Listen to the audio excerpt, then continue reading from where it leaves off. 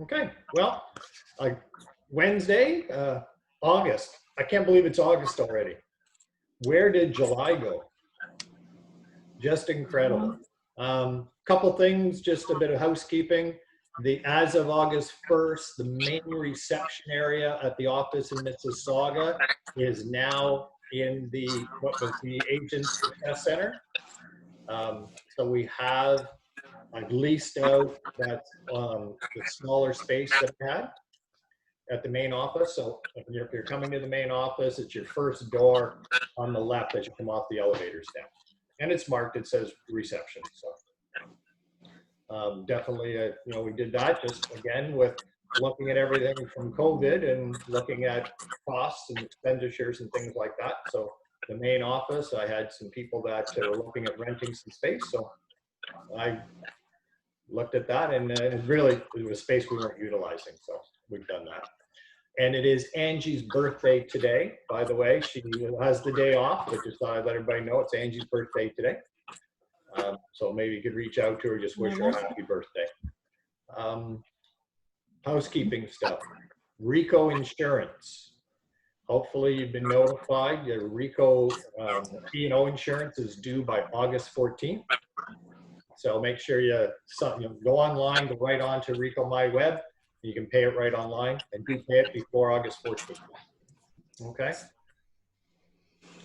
Real estate courses.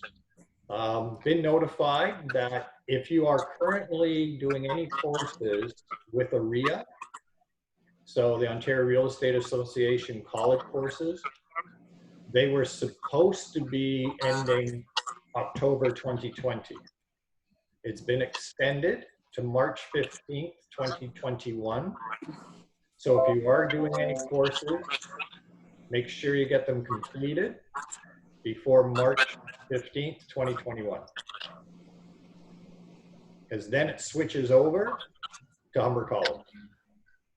Or when I say courses, like if you're looking at doing your broker's course or any of those type of courses, your articling courses, you have to get them done before and finish them before March 15th, 2021. Okay. The market. What's the market doing? What are you guys seeing out there? And you can unmute yourselves if you want to talk. Well, there's activity happening for sure, especially outside of Toronto. Yeah. And that's what we're seeing is, outside of the Toronto area, it's just gone nuts everywhere. I talked to Mike Berman, our broker in North Bay, and also just north of Huntsville where Louise is, and it's all GTA people. GTA people are buying because they're basically saying we're not going to travel for 2 or 3 years. So they're looking for a secondary home or a retirement home.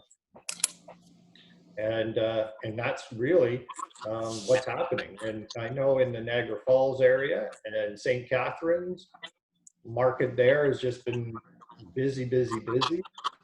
I talked to our office in Peterborough, same thing. And the price of waterfront cottages have just gone through the roof. So much demand for it right now. Now, is that going to change? Is the question. What are your thoughts? You can unmute yourself and chat. Well, I'm not sure if there's going to be any follow through with this potential second wave, but there's sure a lot of fear going on to the schooling, which is, I don't know if it's affecting what people are doing as far as deciding on whether or not they want to make a move, not knowing where their school's going to be, whether the kids are university, whether the kids are all online, whether the kids in high school get half online, half offline. Yeah. That's the biggest thing, is parents don't know where the hell they are as far as work goes, as far as where they're going to work from. And I think going into September, October, November, December, January, we're especially, I'm going to say the last week of August and that first 2 weeks of September, excuse me, it's going to be, what are we doing about schooling? So I anticipate that we're going to see a little bit of just more of a leveling off of activity in the real estate side. But there's still going to be some demand. I do know that Queen's University, where my daughter goes, they have said that all first-year students are going to be online for the whole year. Wow. Yeah. And whereas the fourth-year students and post-grad students are going to be doing online and going to be doing some in class or shop kind of stuff that they have to do. So, so again, one of the things you may want to check into is if you have any clients that have student rentals, you're certainly going to need to connect with them. For example, I have one of my investors. She's got she had a student rental in St. Catharines, and we ended up where there were 7 of them in the house, and now they're basically, we approached them and said, they're all saying, well, there's only 2 of us living here. We went to them and said, pay May, June, July, be out before August 1st. And yet they were 1-year leases, and we're selling the place. So that, and that was just reaching out to her and just saying, like, I think the student rental is going to be unstable for the next year or 2. And, she's fortunate enough, she bought it 3 or 4 years ago, so she's had some appreciation. And so that's where, I think there's going to be opportunities like that. So you just may want to check with your database and just go through it all. So, chat with your investors. Anybody that was running the Airbnb, that would be another conversation to have with them, just because you don't know what position they're in. Are they now going to look at doing, long-term lease, which we've seen in Toronto, a flood of market for some of the rentals where the rental prices have actually come down.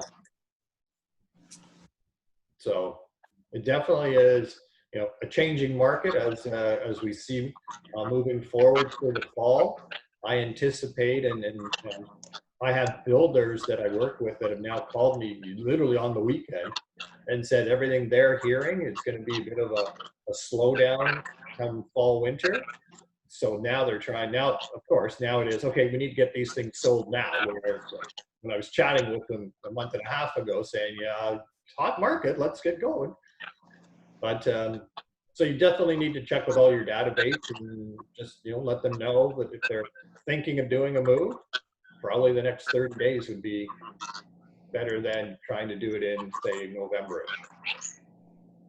So I have a young couple that I had put into a house on George Street in Toronto, into a condo, rental.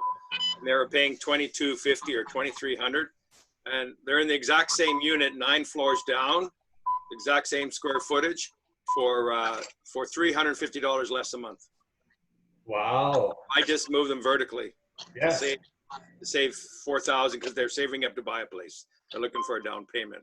And that was just recently. Yeah, they're going in the end of August. I found it to them in the middle of July, and they're getting possession at the end of August. They're just moving 9 floors straight down. So that tells you what the market's done with the rentals. Yeah, $350 a month. That is big change. Huge, yeah. Yet, I have a client of mine looking to find something to rent in around that Barrie, Innisfil area. Multiple offers on rentals. Oh, wow. Yeah. Outside, you mean Innisfil outside? Yeah, Innisfil, Barrie, sort of that area. Yeah. Right now, she's just renting month to month in that development called, I think it's called Friday Shores or Friday something. Wow. Yeah. But yeah, just multiple offers for rentals outside the GTA. It very, very interesting time. It and commercial wise, John, I don't know, I know you do a fair bit of commercial stuff.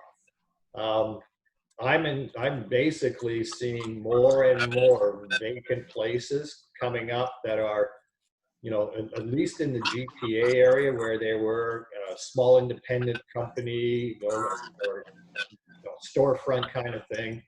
And I'm going to anticipate we're going to see some of those kind of things become vacant, and especially though I think you're going to see where they were, you know, individual owned small businesses that were at the point where close to retirement, and now they just said, you know what, with all this, we're done. So I know from the commercial side, I'm seeing, you know, some vacant places, and I'm talking to some landlords that have the, you know, the small strip plazas that you would see, you know, where they would have one anchor tenant and maybe 7 or 8 other stores.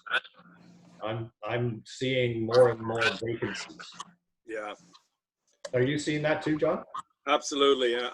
There's 3 things in the commercial world that I'm getting in. I've got my buyers who have bought in the past that are looking to steal. Okay.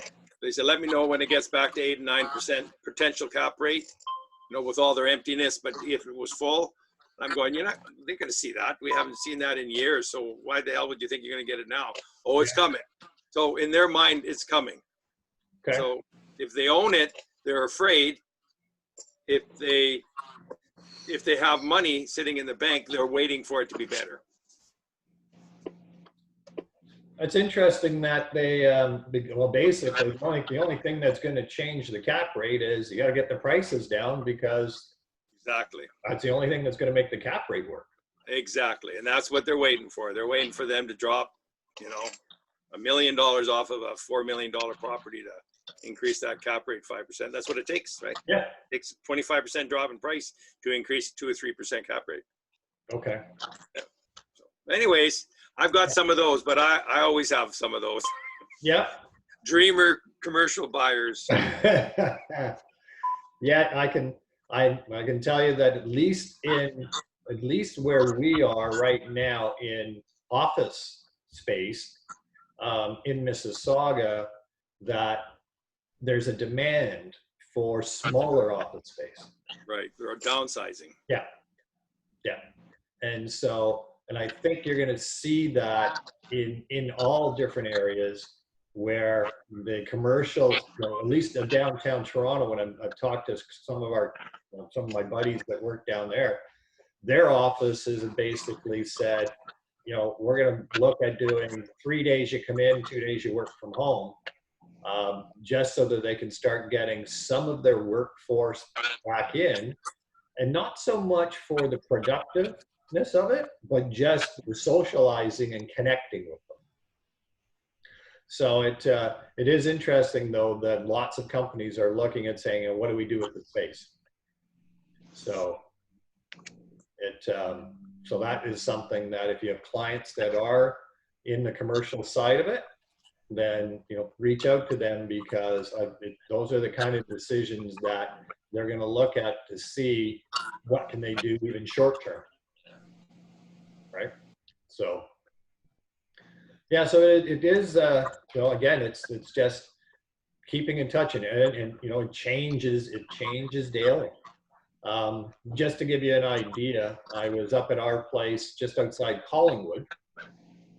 And so in Thornbury, Collingwood area, I was talking to a builder up there, and their costs now to build per square foot detached. Now these are nice luxury detached homes, $500 a square foot, which is, again, like, that is huge cost. And you look at that and you start thinking that, you know, basically you're looking at building a 2,000 square foot house. It's $1 million. Is that land included, or? Yeah. So they put some land costs in, but their costs all in is $500 a square foot. Right. Did they give you any idea what it is without land? They're right now, because they're really nice properties, he was telling me they're around $275 to $300 per square foot. And when I was talking with the gentleman that I was staying from Fran on the last call, I mentioned condo to build new, brand new condos, and this is in the GTA, $550 a square foot. Crazy. Okay, and that's just cost. That's not the land. That's just building costs. 15-story underground parking condos are $550 a square foot. Yeah. Now they're selling them at $1,000 a square foot. So, and those are costs that aren't going to go down. You know, that's one thing I've noticed. And any time we've gone through any type of slowdown, even if it does come, is the cost of construction, the cost of materials does not go down drastically, if at all. And so there are, you know, I do know of builders that have changed the designs of what they're looking at building. Lots of builders now are, you know, are looking at the, you know, we've seen them already, but more of the stack style, stacked townhomes. And the other thing that, one of the things you may want to check with your clients and your database is how many of them would be looking at building something or adding something to their current home that would allow for work from home space, designated work from home space. So, you know, I've got some of my clients, they're moving because they want to be able to have 2 work from home spaces. You know, they've been using a bedroom, that kind of thing. But now it's like, you know what, we got to find something that we can actually have designated work from home areas. And if you're looking for that, one thing to keep in mind, if you're not in a populated area, or if you're going outside the GTA trying to help your clients, one of the things that you probably never thought you would have to be on their wish list, but is now, is high-speed internet. Because there are some areas in Ontario that you know, yeah, you can get great deals on real estate, but their actual Wi-Fi is not that strong. So depending on, you know, if it's a work from home need, then that's one of the things you may want to keep, you know, put on your list. That's, you know, checking with your clients and saying, hey, you know what, we better check into this just to make sure we can get it for you. So yeah, it's just interesting, all the different conversations on how people's needs change, and, you know, just make sure that you know, add that to their wish list. So, any thoughts on where you think you're gonna see, or, you know, come, you know, we're gonna be, I anticipate we're gonna have a bit of a pullback, but spring next year, what are your thoughts on looking forward? And you can unmute yourself if you want to talk. Nobody has any ideas on what you're going to see next year? Hang on, let me find some dice.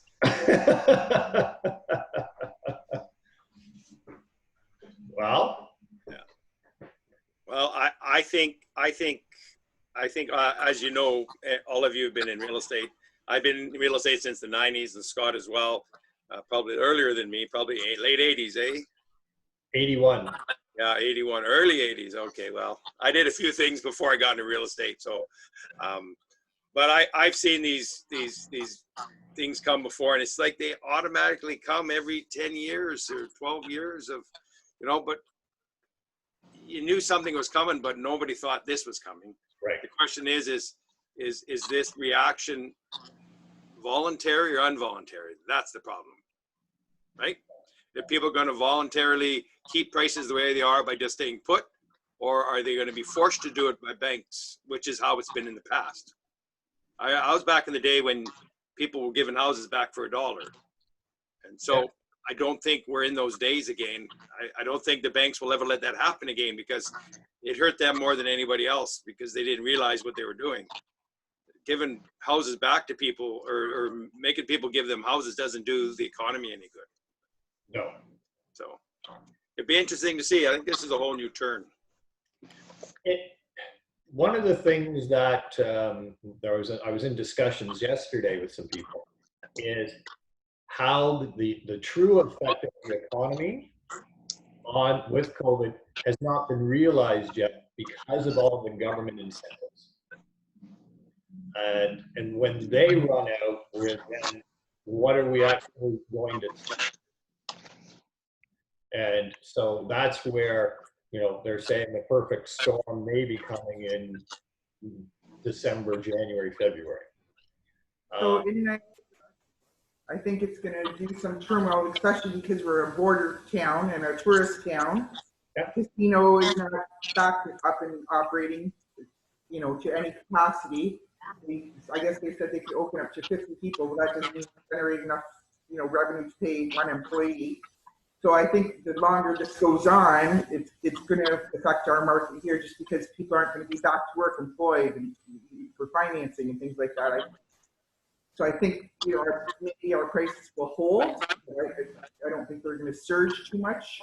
We still do have Toronto coming down here, but I definitely think it'll have more of an impact next spring when people, you know, if they're not back to work yet and things like that, it's going to kind of do some damage.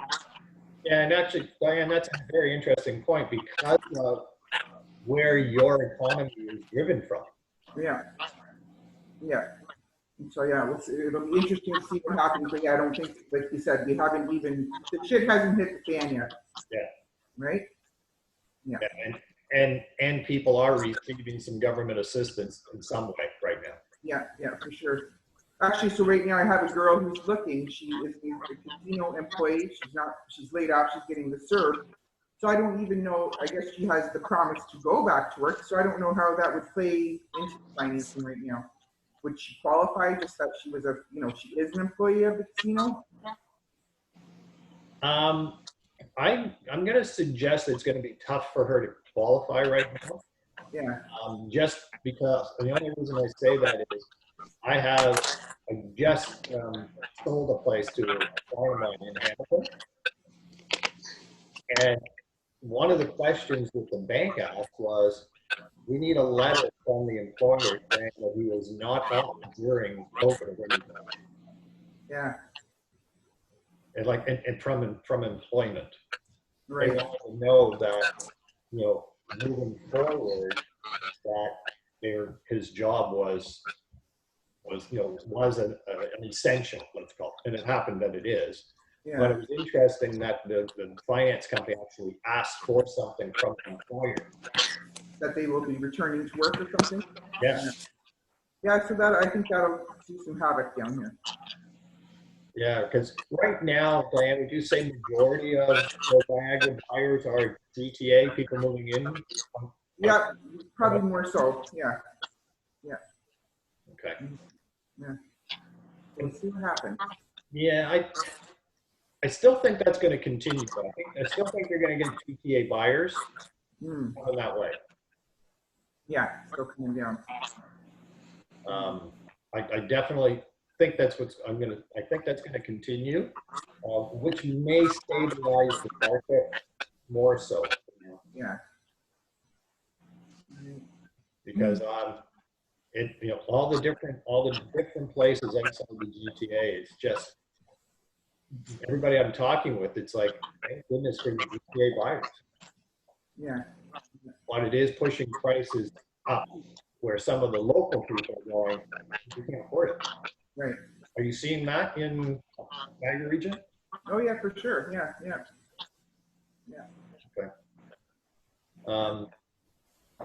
Like John, you just sold a place, I think, to your son outside Bancroft area, Barry's Bay or something. Correct. Yeah. That was a month or so ago?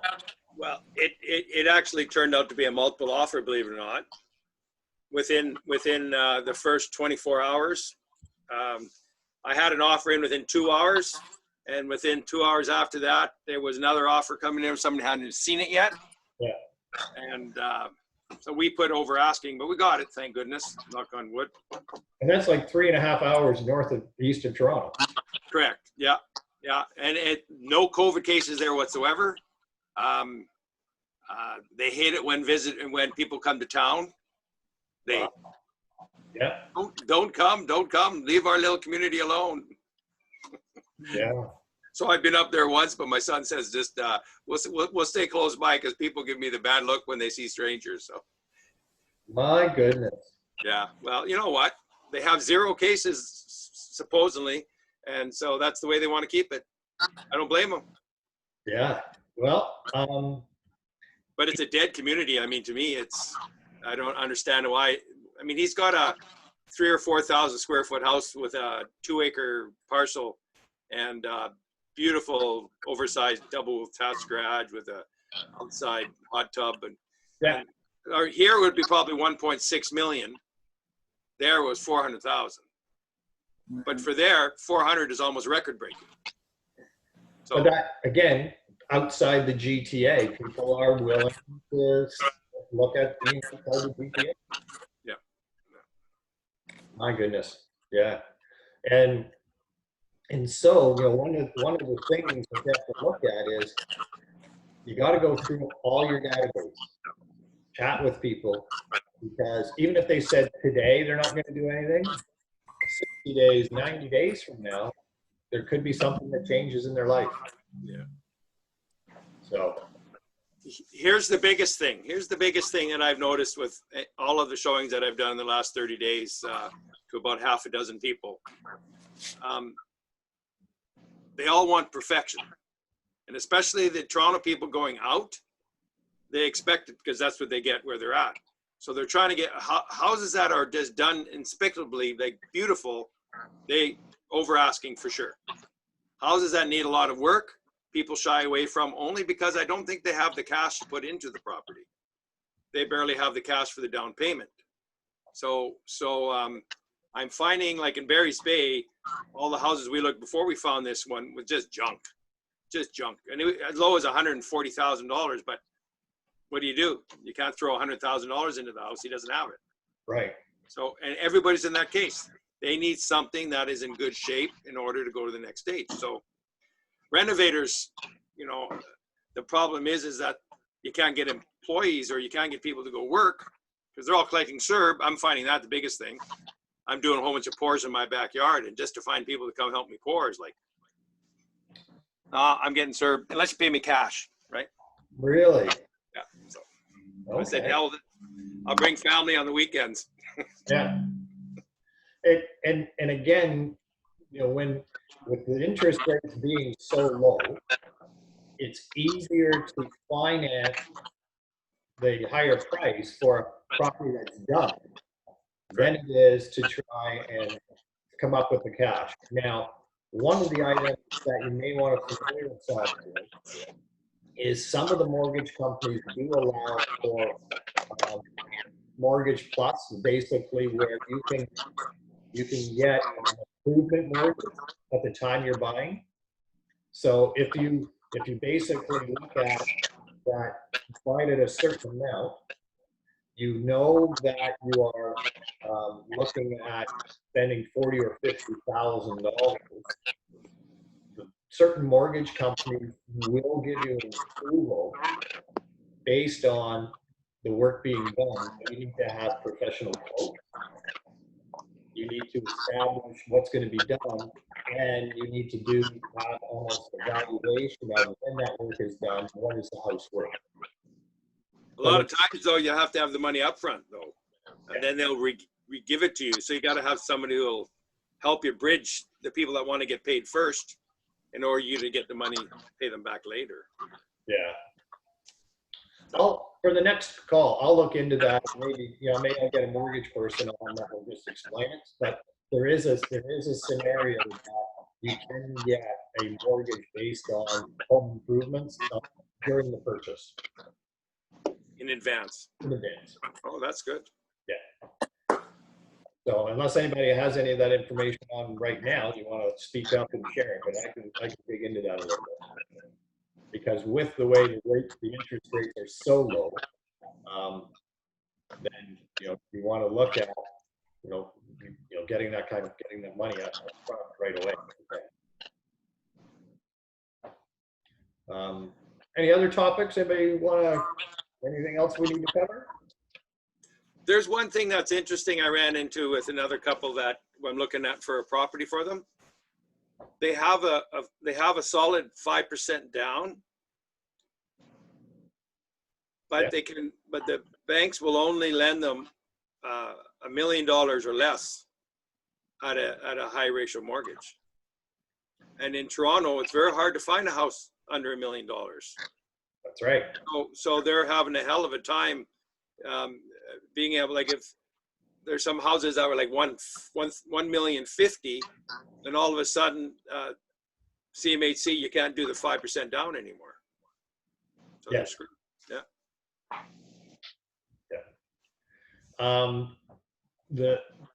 The one thing, and that's just once you go over $1 million, the insurance companies are saying, yeah, you need to have more down payment. Now, have you looked at maybe doing a private second for them? Yeah, well, I've talked to them about that, but they say, well, they can only make the numbers work. I mean, it's hard for them to make the numbers work to start with, but they finally got to the point where they have 5% down and they're excited, but you know, Toronto is just so difficult right now. Yeah. I don't know. And it's crap too. I hate to say it. Anything around $1 million is crap. It's I not know. in good shape. Yeah. So I don't blame them coming out to the outskirts, you know, Niagara region, Stony Creek region. A lot of things happening out here. Yeah. And that's going to continue. Yeah. Right. I believe that's going to continue. And so, and on that note, what, you know, for anybody that is not a member of a board that is outside of Toronto, so, you know, for instance, you know, we have board membership in Niagara, Oakville, Guelph, you know, those boards that are on the Florida system, as of the middle of this month, they're now putting all 22 real estate boards in Ontario on the same MLS. Okay, so if you're only a member of the Toronto Real Estate Board, you may want to look at joining the board that has that. Basically, it's the Matrix MLS system, and I've actually been on they've got a beta test right now for it, and I've been on it, and it is, you know, very similar to the Matrix system you're using right now, but it has, like, I went on just because I wanted to check out, see what was going on with my property just outside Collingwood, which was always hard to get that information. Just signed in, got all the information. So if you're not a member of one of those boards and you know that clients are going to be coming to the outskirts, spend the $1,000 a year and be a member of those boards. And if you're not sure, and just reach out to me. I'll let you know which board you can join. But it's about $1,000 a year, over and above membership, let's say. So that only leaves really Toronto and Hamilton that aren't part of that, right? Toronto is not part of it. They are in discussions to try and be part of it. Hamilton has their own board, but their information is on that system. Oh, it is. Okay. It is. Where the Toronto listings are not. Okay. But it literally is 22 boards. Yeah. So, should be the whole province, personally. well, yeah, exactly. But this really takes in a lot of it. Yeah. And I have clients that are investors, and they basically look at the numbers. Where can I invest? What's going to be a long-term investment? Yeah. So I've been remembering that system a long time, but I was on it just over the weekend in the beta site, and there's way more information, places that you can search. So, and in all fairness, I'll tell you, once you have the information, you know, a couple hour drive to make 10 or 15 grand works for me. Yeah, for sure. You know, you just have to make sure that you do a lot of research and be familiar with the area. But, you know, I know the boards are going to be switching over. So, Yeah, you know, There'll be some lockbox issues yeah, throughout that whole thing, but those will be eventually ironed out. And I would suspect the higher echelon lockbox procedures will eventually, everybody will have to go to that, I would think. yeah. So right now, if you're showing if you're showing outside of your normal area, they will have even if it's an electronic, they will give you a 1-day code. Okay, because I know It's not even 1 day. It's one session code. exactly 1/2 hour, not open. I was there in 5 minutes early, and it didn't work. So I phoned her and I said, "What's going on?" She goes, "Oh, it's 3:25. Yeah, you're not supposed to be there till 3:30. At 3:30, it'll open." exactly. Yeah, yeah, and so you know, and those that's definitely for security. Yeah, and tracking. Yeah, and I know that in Niagara, where Diane and Mike do a lot of their work, that board made it mandatory that if your listing is on the management board, you have to have an electronic box. Which the other boards are not doing that. So, but just something to get familiar with. And Ian has asked that if I will put as a follow-up to this recording, I'll attach in the recording and the email all the boards that are part of the new Ontario Regional, just so that you can see the areas that you can get the information from. And as I said, all you have to do is join one of those boards, and you get all the information of the areas. So if you already are a member, then basically the middle of this month, you'll have access to all of it. Okay, so and it averages about $1,000 extra per year, but then you have all the information. You're a full member. You get all the solds, all the history, everything. Okay. Anything else that you guys want to cover today? Any other thoughts, questions? You can either just click in the chat box or unmute yourself. Anybody got anything coming up that you want to let us know about? New listings? Diane, you were talking to me about some listing you might be getting. Yeah, I'll be getting, when you go see it, Nate, actually, it's a nice subdivision and falls off the Cloud Road in the newer subdivision, so it should go well. They're still moving right now there pretty quickly, so that'll be good. And then, of course, we'll want to relocate, so it's just kind of line it up. Okay. Yeah. So over, I don't know, 7-ish, 725, 750 around there. So wow, good. Yeah, that's a nice one. Anybody else got something coming up? Hi, Scott. It's Angie here. Yeah. I just want to remind you, I have a new listing here in Upper Middle Road and Sutton, Appleby area. I listed it Saturday. It's for $445, a bedroom and a den, 1 bedroom and a den. And it's a low rise. It's only 5-story high. And it's really a beautiful place, 665 square feet. It's 328 condo fee monthly. Okay. Which is nice. Okay. Yeah. So call me if you guys know anyone looking. Okay. Thank you. Great. Also, for anybody that's got some clients looking for brand new home, I have 4 for sale. 3, we sold one. Just north of Lakeshore on Burl Oak, so basically Burlington Oakville. 3,130 square feet for $2 million, and I have one that's 4,345 square feet for 2.65. So, and if you've got anybody looking to advertise them, reach out to me and you can advertise them as well.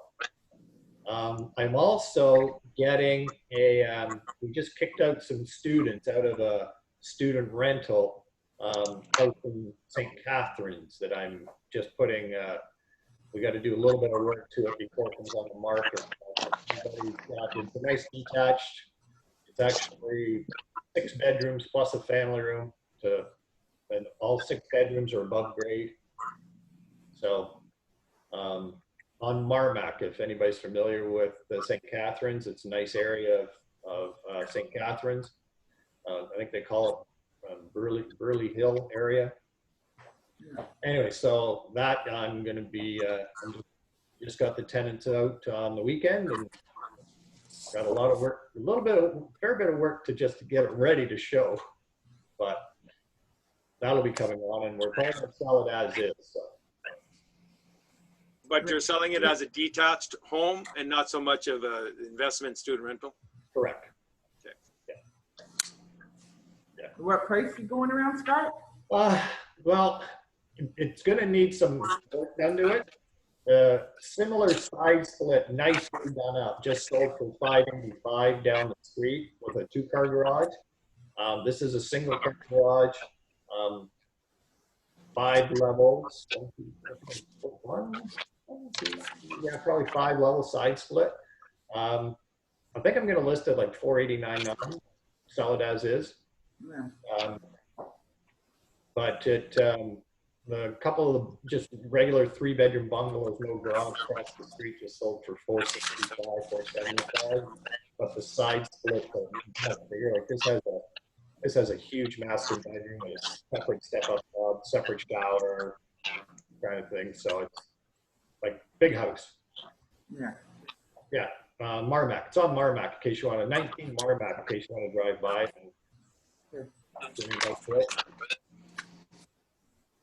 So that's going to be coming on probably by the end of this month. Unless you had somebody beforehand, then let me know. Anybody else got anything or need anything? And buyers that find something for them? No? All right. Well, again, thanks again for being on the call. Remind I want you to hang in there with me for 1 minute after. What's that, Diane? I want you to hang in just with me after these, whatever. I'll talk to you in a minute. Perfect.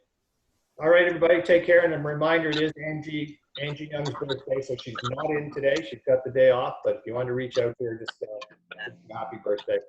Everybody take care, and we'll connect next week. Okay, yeah. All right. Thanks, Scott. Okay, bye-bye.